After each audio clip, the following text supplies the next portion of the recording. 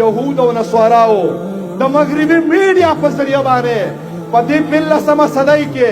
یو داسې طبقه پیدا کړله چې هغې د عالمانو سره د جنگ او د دشمنۍ اعلان وکړ او هغې باقاعده طور باندې د علماو ذلیل کول،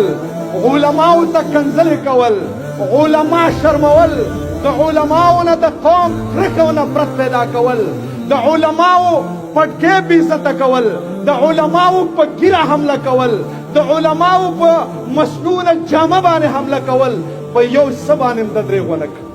زما وروڼو دا خبره علمیه نه ده چې مولا ته په 15مه صدۍ کې ولې کنځل کېږي. تجربه په دې باندې ګواه ده چې چا هم په دغه انساني معاشره کې د حق جنډه اوچته کړې ده. کنځلې هم ورته شوي دي، الزامونه هم پرې لګېدلي دي، پروپیګنډې هم پسې شوي دي، انبیاو پسې شوي دي، عمر پسې شوي دي، ابوبکر او عثمان پسې شوي دي، عبدالرشید کم کجا دی، مولانا لائق کم کجا دی چې په هغې پسې به کنځلې نه کېږي. مسله دا نه ده، علمیه دا نه ده. علمیې دوه دي، یو دا ده چې تیر تاریخ دا دی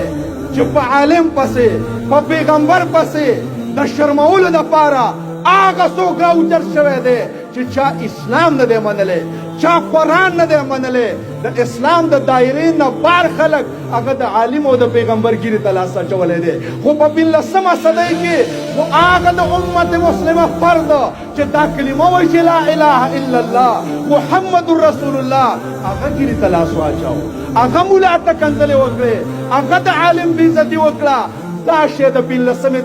صدۍ نه مخکې صدو کې داسې زموږ ته میلاو شوی نه دی. که ما ته کنځلې کېږي، زما تذلیل کېږي، د قرآن د قاري تذلیل کېږي، دا د هغه په عزت کې کمی نه شي راوستلی.